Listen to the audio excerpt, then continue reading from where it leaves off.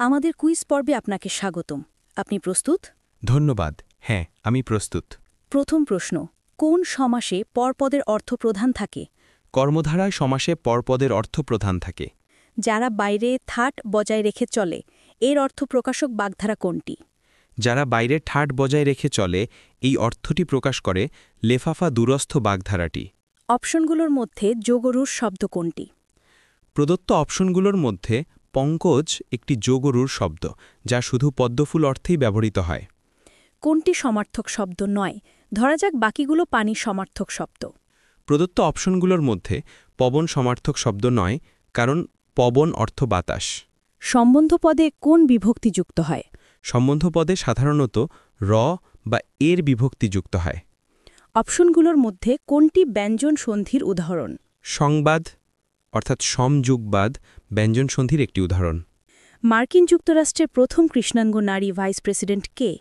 মার্কিন যুক্তরাষ্ট্রের প্রথম কৃষ্ণাঙ্গ নারী ভাইস প্রেসিডেন্ট হলেন কমলা হ্যারিস।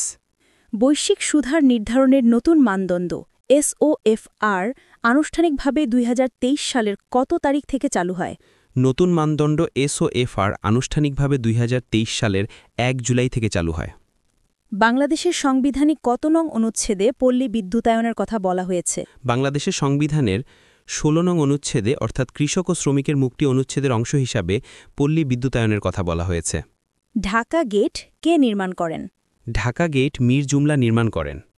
বাংলাদেশ ও ভারতের মধ্যে রুপিতে লেনদেন শুরু হয় 2023 সালের কত তারিখ থেকে? বাংলাদেশ ও ভারতের মধ্যে রুপিতে লেনদেন 2023 সালের 11 জুলাই থেকে শুরু হয়। আজকের শেষ প্রশ্ন, বিশ্বের সবচেয়ে ঘনবসতিপূর্ণ শহর কোনটি? বিশ্বের সবচেয়ে ঘনবসতিপূর্ণ শহর হল ফিলিপিন্সের রাজধানী ম্যানিলা। প্রিয় শিক্ষার্থীদের জন্য একটি প্রশ্ন, যতই পরিশ্রম করবে ততই ফল পাবে, এটি কোন ধরনের বাক্য? সঠিক উত্তর কমেন্টস করে মেধা যাচাই করুন। এমন অসংখ্য ভিডিও পেতে আমাদের ইউটিউব চ্যানেল ফলো করতে পারেন এবং আমরা পরীক্ষার চালু করেছি, চাইলে অংশগ্রহণ করে মেধা যাচাই করতে পারেন। সকল লিঙ্ক কমেন্টস বক্সে দেয়া আছে। ধন্যবাদ।